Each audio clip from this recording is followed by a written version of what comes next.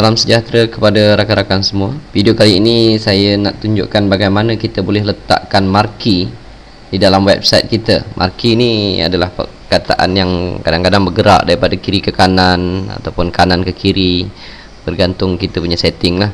Okey. Saya bagi contoh di sini, katakan saya nak letak marquee dekat bawah logo saya ni. Pertama saya kena siapkan dia punya ruang. Klik dekat arrow bawah ni, ada satu ruang dekat sini, saya nak letak dekat sini. Dan message yang saya nak letak, saya cadangkan anda type dulu di dalam notepad. Okey, type dulu dalam notepad. Contohnya saya nak letakkan message, jika kawan-kawan pergi, saya nak letak, katalah saya main-main saja sini, saya nak letak, jika kawan-kawan nak pergi memancing, jangan lupa ajak saya. Jadi saya nak letakkan benda tu bergerak daripada kiri ke kanan.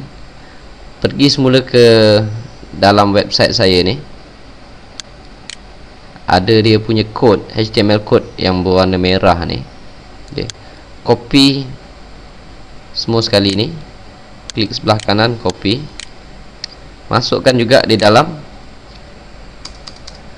notepad ni, dan ambil semua message yang anda nak masukkan tu. Anda nak masukkan nombor phone ke ataupun apa-apa pesanan, copy, ataupun lebih senang cut lah, cut, masukkan dari sini dan pastekan. Okey, lepas tu ambil semua sekali kod ini. Ingat teknik macam mana kita embed HTML code masa kita memasukkan video, cara dia adalah sama. Teknik embed ini, kita kopikan semua sekali ini, pergi ke dalam website kita, kita pastikan cursor ni duduk dalam ni, jangan cursor duduk kat tempat lain. Kalau macam ni tak boleh.